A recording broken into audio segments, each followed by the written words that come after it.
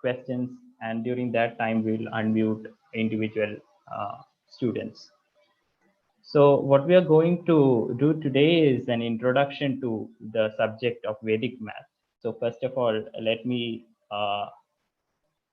welcome you all to this session. So, mathematics is a very beautiful subject. So we should celebrate when we start with any new subject. So I firstly heartily welcome you to this course. So currently what we see is that there is a lot of fear associated with mathematics. So many students have this kind of phobia when they see math equations, math problems, etc.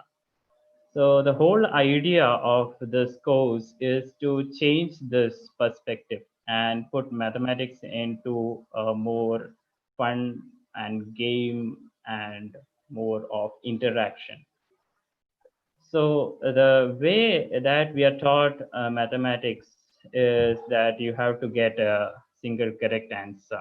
But this is not the case because everyone thinks differently. So if you think, if I'm given a question, you can solve this question in numerous ways.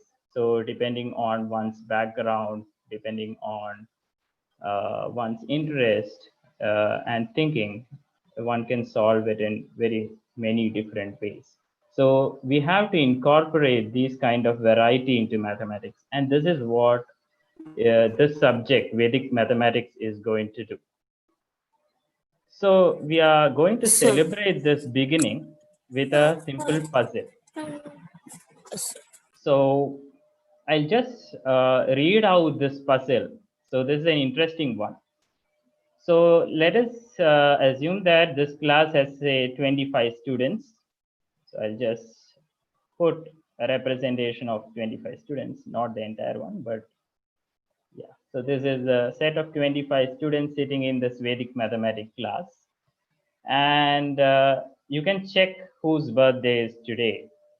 Maybe if you want to say if somebody is having birthday today, you can put it on the chat box. Now we are going a little bit different here, and we are going to predict whether somebody is going to have a birthday today. Wouldn't it be very interesting to know that? So this is done using a subject called as probability and statistics. Some of you might have heard about this. So if you have been listening to news, you can see a lot of statistical figures saying who will win the election. Maybe in Yes, US, sir. if Trump come back as the president or something. So this is all done using mathematics. Now I'll not go into the details of probability today, but the solution to this is very simple and it is obtained through this method. But today I'll just write down what is the solution. We'll solve it in yet another class.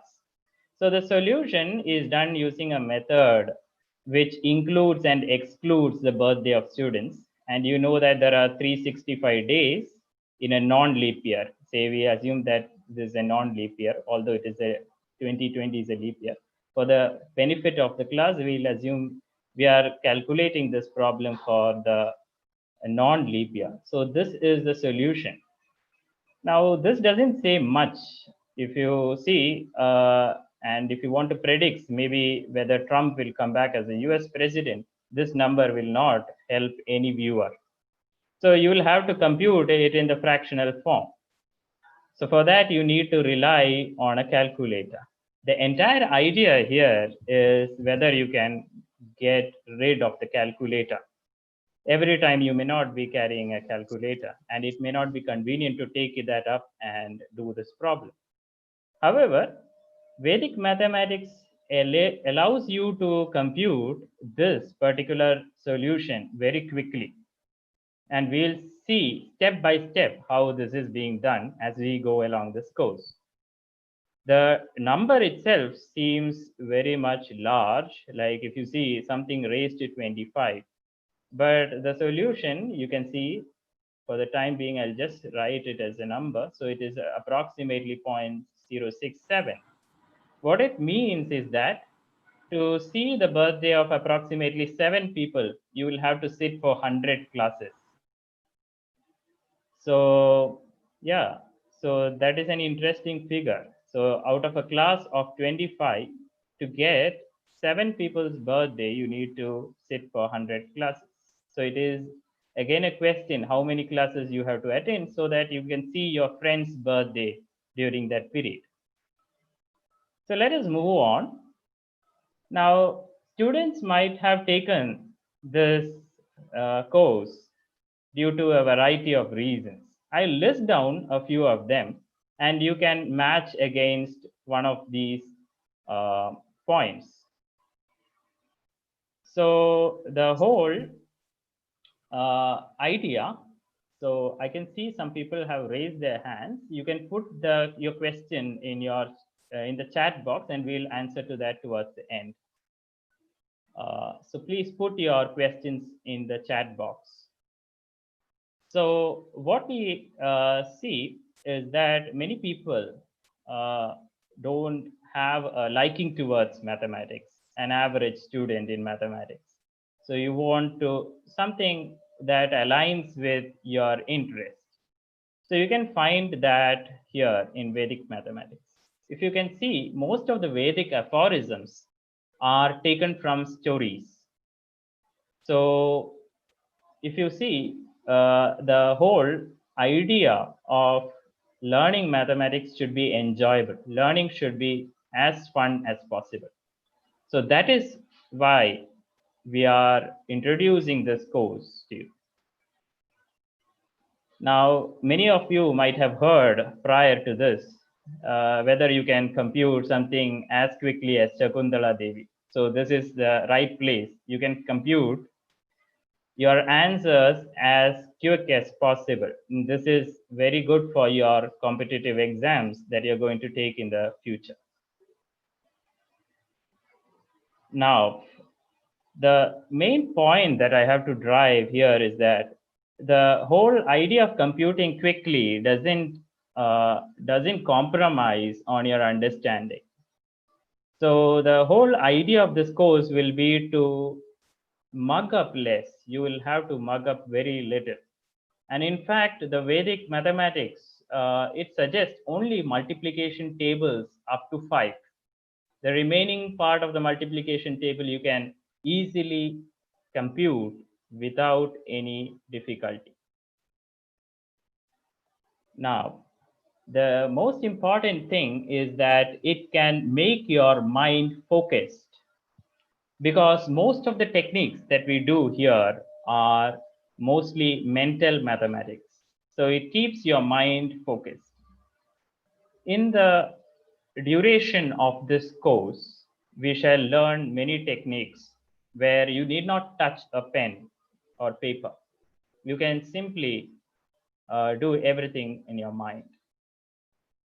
And the final thing is that you have very little to learn in this, but you have a lot of applications where these will apply to. So in fact, we shall see there are only 16 what we call it as sutras or formulas. So sutras is just a different way of saying formula, but it has a little bit more literary meaning, which I'll come to later. So now is a place to begin with the history of this subject. So where do we begin? So before I go to the history, I just want to share with you a video where I will just show you how mathematics can be learned with fun.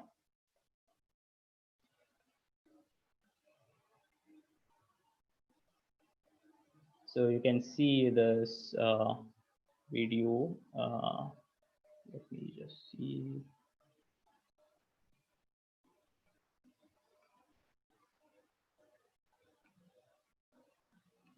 So hope you can see this. What is mathematics? A great philosopher, Galileo, once said, "The laws of nature are written in the language of mathematics." Math is a human language, just like English, because it allows people to communicate with each other. Even in the ancient times, people needed it to conduct trade, build pyramids, measure long distances. It is the powerful aid to the human mind and the most glorious creation of the human intellect. Math is everywhere, from the shapes of planets to the properties of an atom. Our universe is completely mathematical. It is your identity.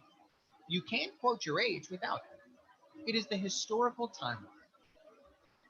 Math is used by engineers to build infrastructure and telecommunications, by doctors to prescribe the right dose of medicine, by researchers to prove a research, by pilots to navigate, by politicians to count vote, and even by gamblers to find their chances of winning. And this list goes on and on. Math disciplines us. We And quantity. We couldn't have known the exact time if we didn't know numbers. It is the very foundation of the modern civilization and is the key to problem solving, logical reasoning, and creative thinking. Hence, the very act of learning math helps us acquire accurate thinking, which is necessary in all the pursuits of life. We all need maths, but one might think, why are so many kids confused by it? Is it because only a few of them are determined for maths while others are not? This isn't the case at all. It's just a myth that there exists a thing known as a math brain. The idea is disproven by the brain science. It's because somewhere along the line, we've taken this language of math, which is about the real world, and abstracted it beyond recognition. And that's why most of the kids are confused. It's high time that we change this approach, and there you are. Math becomes intuitive and easy to understand. Mathematical thinking not only builds young minds, but all kids need it to imagine and build a future that doesn't yet exist. Understanding has no end to its depth, and mathematics seeks the highest standards of understanding, so it will definitely take you to the next level. The next time you find yourself frustrated in a math class, maybe think about where maths could take you. Yeah, hope you enjoyed this video. So let us come back to the presentation once again. And let's get an understanding about the historical background of Vedic mathematics. So when you hear Vedic mathematics, usually you think that is an old subject and may not be useful in the present time. But it is the other way around. It is very much relevant in the present time when you have to do a lot of things simultaneously. And this subject gives exercise to your mind so much. So this present day Vedic mathematics that we see is developed by a scholar called as Bharati Krishna Tirthaji.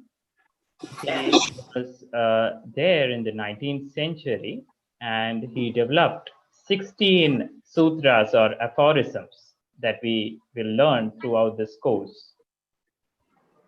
Now, let us get a glimpse of what sutras are.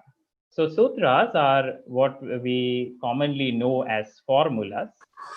So, it is not a mathematical equation as we are familiar with, but instead, you can see one of the sutras will be just named as like proportional. So, this is the name of a sutra. And there is another sutra called one more than the one before. So these are just English terms, but these are very powerful when it is applied to a particular situation. So there are 16 sutras that Tirthaji has proposed in his Vedic mathematics book, and there are 13 sub-sutras. So what is the main difference between the two? So the main sutras are somewhat like giving a whole process in which you should do. Sub-sutras are mainly sub-processes or sub-steps. So we shall see some of these, if not all of these, of these sutras. And according to Tirthaji, the Vedic mathematics is applied or applicable to any field that comes under the purview of mathematics. So There are broadly two classifications of mathematics. The one that is known as pure mathematics, where you want to show some theorems, theoretical results like the Fermat's theorem. And there is an applied mathematics. So Vedic mathematics is very much useful in both these. So if you just check it out, the Fermat's third result is proved using a Vedic mathematics method very recently. And in the applied side, we have a lot of applications that you can see in front of your eyes.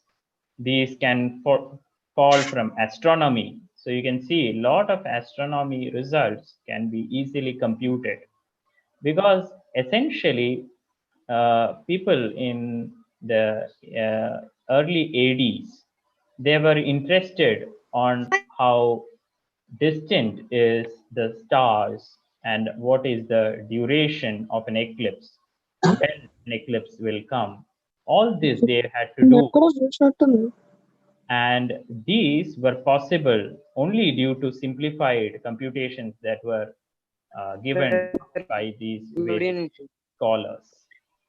It is applicable in physics because it is a derivative of the subject of mathematics. Engineering, it is a very applied area, and finance, where you want to deal with large numbers. So the lifespan of Tirthaji was from 1884 to 1960. And during his early age, that is around 1911 to 1916 or so, he developed these 16 sutras. And after this, for a long time, these sutras were available to the students to learn. But unfortunately, after 1940 or so, this written form of these book 16 sutras were lost, and this was only realized in the year 1955. And Tirthaji once again wrote all these for the benefit of all of us. And today it is available as a single book for us to learn from. So let us dive into the subject directly with a simple sutra. So all of you have known numbers. So we begin number systems from natural numbers or counting numbers. So what are these numbers? How do we count? We count from 1, 2, 3, 4, etc. up to 10. Sir, 1 to infinity, sir. Yeah, we can count till infinity, but we shall count in a sequence. Now, we shall write this in a linear form usually. Now, here is a Vedic method of representing. We can put all these numbers in a circle. But how do we do that? This is just like putting numbers on a clock. So we begin with the highest number, which is 10 on the top. Let us put 1 here, 2 here, 3 here, and 4, then 5, 6, 7, 8, and 9. Now, why have we written like this? Have you seen a clock like this anywhere on Earth? So probably this is a clock in the moon. You can check whether in the moon the time is less or more. Let us call this as a clock in the moon.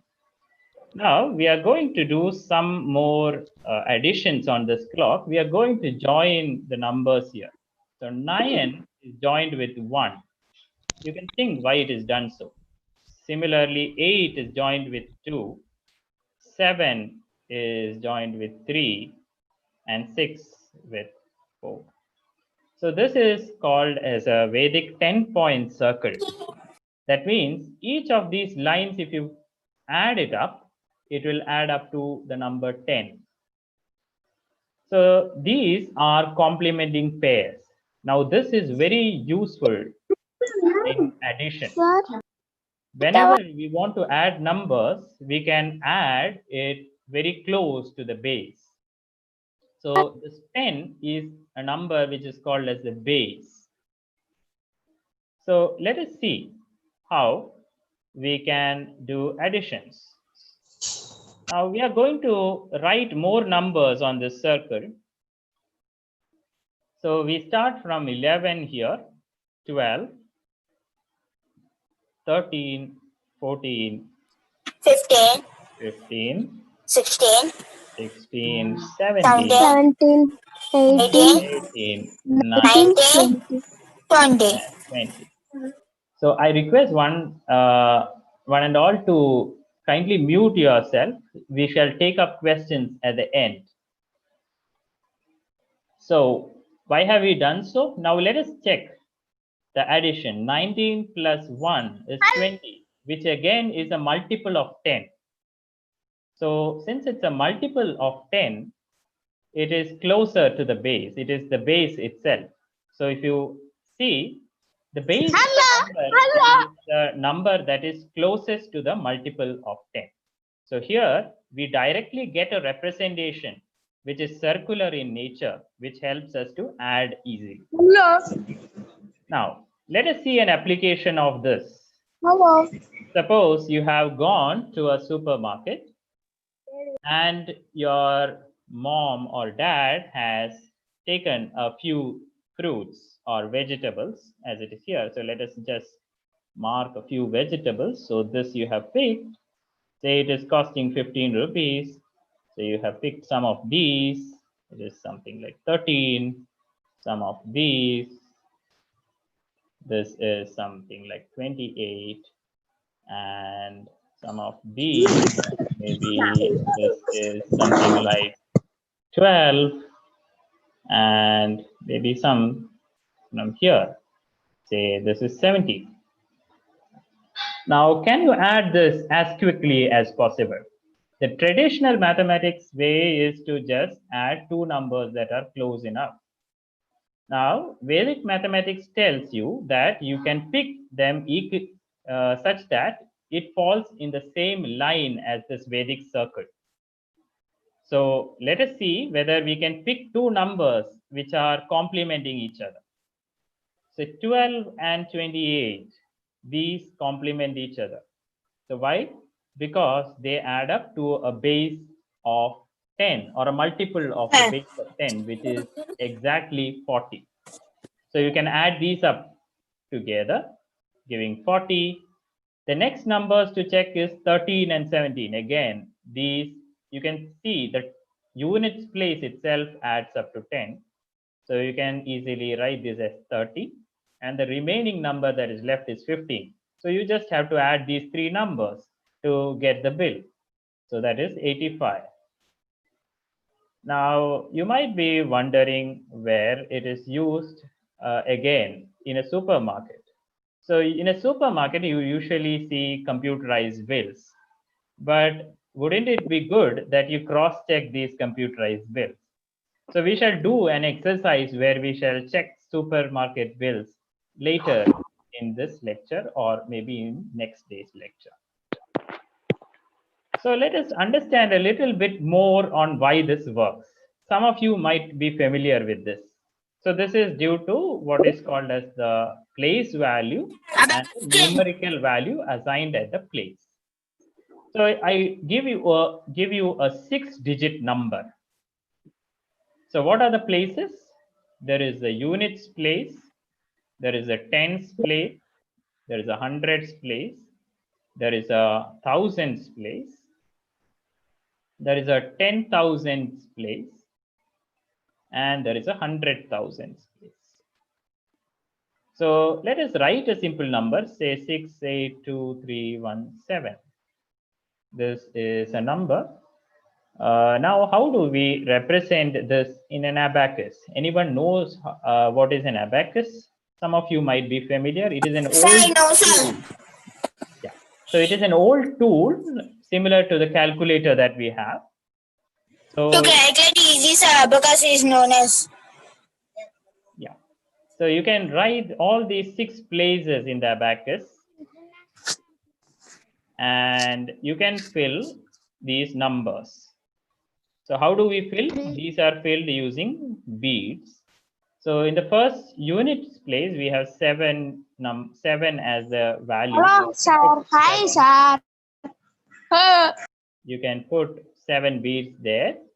There is just 1 in the tens place. Then there are 3 beads in the hundreds place, 2 beads in the thousands, 8 beads in the 10,000s, and there are 6 beads in the 100,000s. So why I have written this? There is a limit to the beads. How many beads you can put in each place? Maximum of 9, because that is the highest digit that is available. So this remaining space in the abacus will give you some information. And this is what is called as the complement of each of these places. Now, the complement of a digit is very much useful when we do subtraction. And the Vedic subtraction introduces this complements very frequently. So the complement in the first place is 2. In the tens place, it is 8. In the hundreds place, it is 6. In the thousands place, it is 7. In the 10,000s place, it is 1. And the last place, it is 3. So you get a number which is complement. If you add the complement with this original number, you will get all 9s. You can check and verify for yourself. Now, today we have celebrated the birthday of this course. So wouldn't it be a nice idea to see a puzzle which will give you some gifts? So what we have is a birthday cake. So the birthday cake is already over. So sorry to say that. So what is remaining is only a few chocolates. So you might have seen the gems chocolate, right? So we have what is remaining is this gems chocolate. So 3 friends are there who are going to share these chocolates. Now we want to find a division so that we can equally share these chocolates among these 3 friends. So let us start counting. You can count with me. So the first set here, it has 3 in a row and 4 in a column. So, sorry, 4 rows and 3 columns. So it is 12. Here we have 3. How much here? Again, 12. How do we count this? So this is a pyramid shape. So 4 plus 3 plus 2 plus 1, which is 10. And here we have 13. 4 here. 4, 1, 3, 3 here. 3 here. 3, 1. 1. What about this? This is 3 plus 2 plus 1, 6 plus 2, which is 8. 8. And you have 9 here. 9. So can you think of a way to share equally these chocolates? Excuse me. So is there a way How many members do to you have? share all these chocolates? So first of all, you need to add these up to find the total number. So can you add this total? How do you count? If you remember the 10-point circle, you can use it. So what is the 12 easiest? plus 8.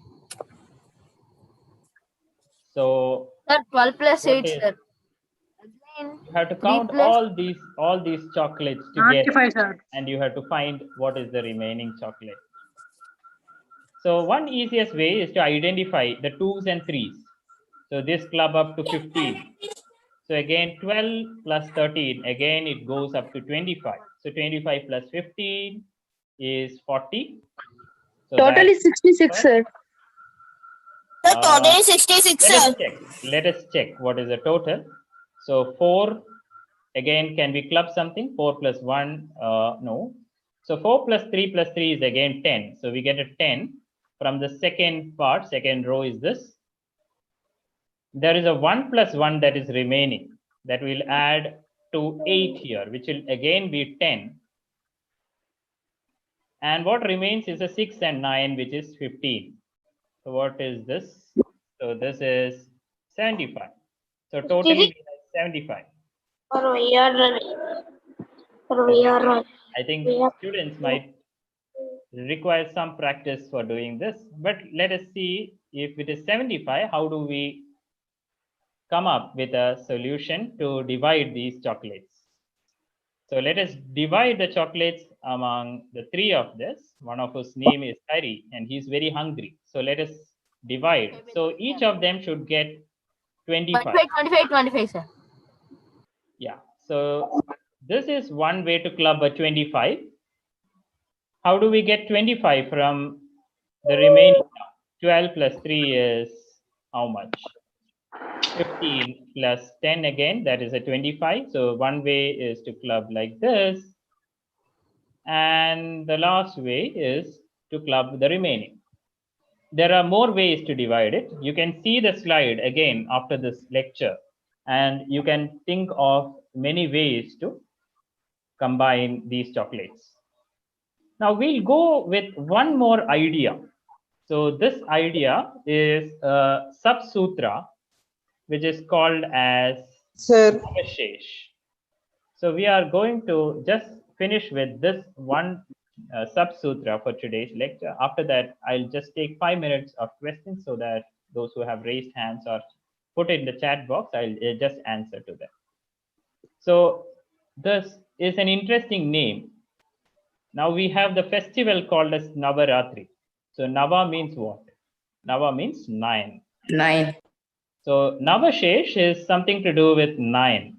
So what is Shesh? Shesh means what remains. 9. So Shesh stands for what remains. So if you divide by any number by 9, the remainder that you get is Navashesh. If you want to write this Subsutra in English, it is called as digit sum. It is called as a digit sum or digit root sometimes. It's also called as a digit root. So let us see an example. So we have this example 11.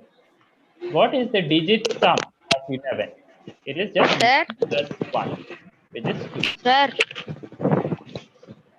So we'll just complete this and come up to the question. Some of you have unmuted yourself. I request all of you to mute yourself and wait till the question session. Sir. So we have 11 and we need to find what is the sum of the digits. It's just easy, 1 plus 1, which is 2. Now let us see this figure 15. What is the digit sum? 1 plus 5, which is 6.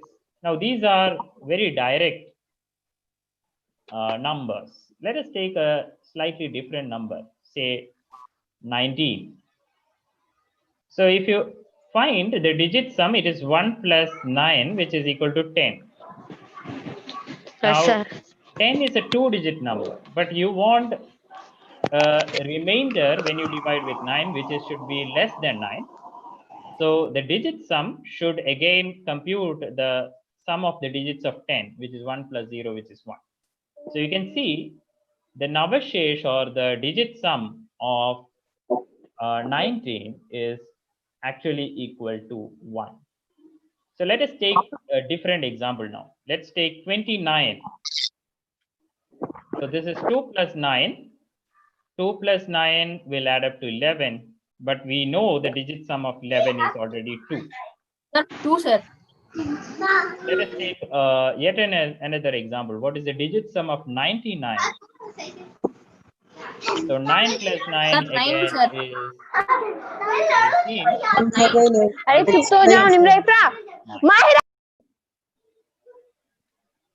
So I think you have understood what is the Navashesh or the digit sum. Now let us end here for today, and we shall start up from what is called as the 9-point circle from the next class. So I'll just take one question at a time from the chat box if you have posted there, and I'll just try to answer. Yeah. Lakshman sir, can you just help me with the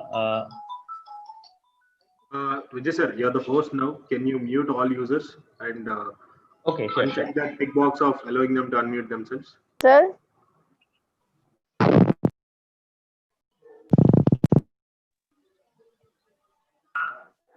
I have a question.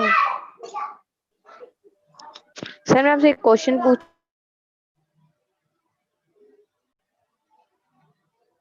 Yeah, I think I have unmuted all of you. If you have any questions, you can put it in the chat box. We'll try to answer that. Lakshman sir, I think you are, is it audible? Okay, I think everyone is in mute now. Okay, so let me just, you can raise your hands if you had a question. I'll just unmute just the student who has raised the hand. Let us see if that will work.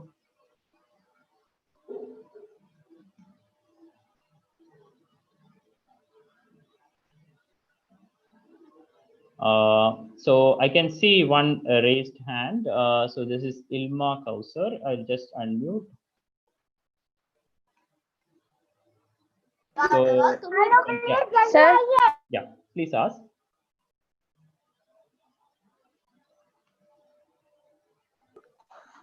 Yeah, sir please I have ask. A question Yeah. Sir मैं ये पूछ रही हूँ वैदिक maths होती क्या है मतलब क्लियरली मुझे पता नहीं है वैदिक मैथ्स होती क्या है ये बताएंगे आप please So Vedic math is just mathematics, but it is viewed from a different perspective. So by what it means is that you will get a lot of methods to solve problems in a easier manner. So that is all about Vedic maths. So let me go to the next, Yashwant Kurapati. So you can unmute yourself. Yashwant. So I think Yashwant is not there. Let's go to somebody else. Anybody else with the raised hand? I think Ilma is again. You can unmute yourself, Ilma. Yes sir Yeah. So your question was answered, I guess. If you want more details, we'll be covering some more topics in the next lectures as well. So yes sir you can go through what we have learned. Yes sir Next is Yashwant. Are you still there? I have given you permission to unmute. Let's go to Shanmukha. Sir, Yeah, please ask. does there is books on this chapter, sir, outside?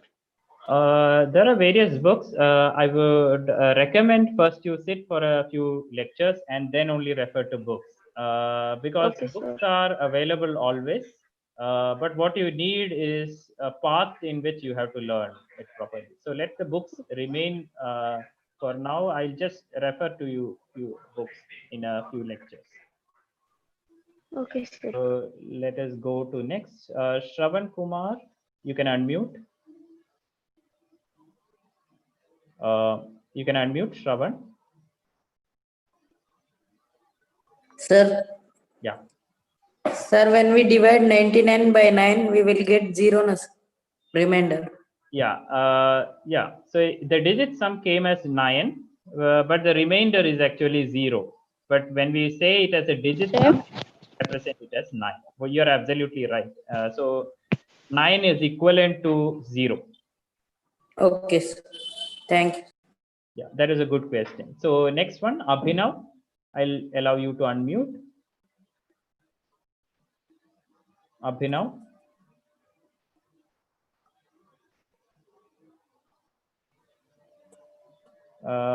So I don't see any new raised hands.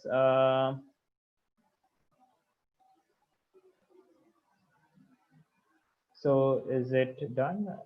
Anybody else? Abhinav again. I've given you permission to speak.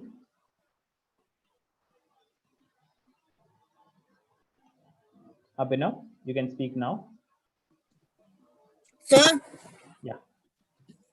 when we divide 19, what we can answer, sir? Sorry, I didn't get the question. Can you just repeat?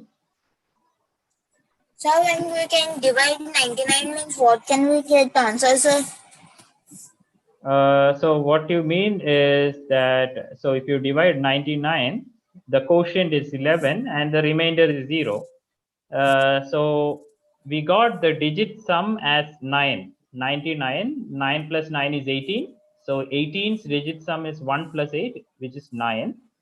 So if you get the digit sum as 9, you should treat it as 0 remainder. Yes, sir.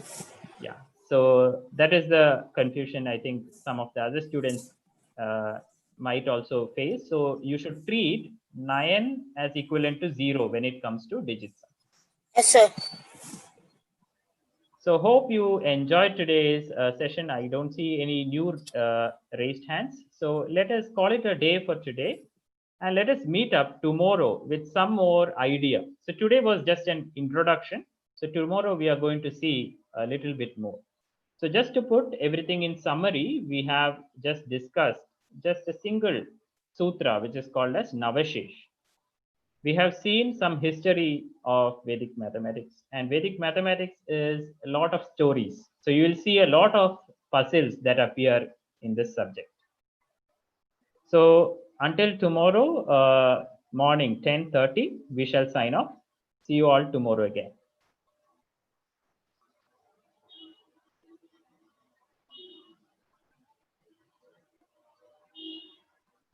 Thank you.